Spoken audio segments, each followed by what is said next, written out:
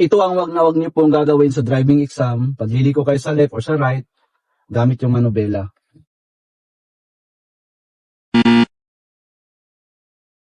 Isipin nyo to isang orasan. Kung left hand nyo sa 9 o'clock, right hand nyo is dito sa 3 o'clock. Kung saan kayo liliko, yun yung kamay na i-release nyo. So for example, liliko tayo sa left, ito yung i-release natin.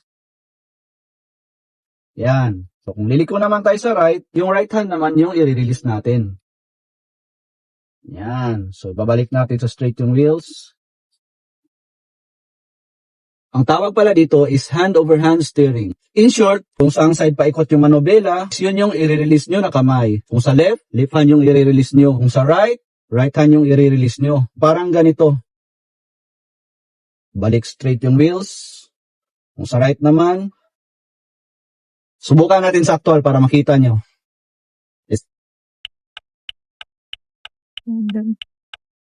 Basta siya daan? Ano?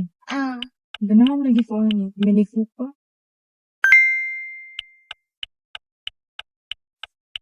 sa magabalay.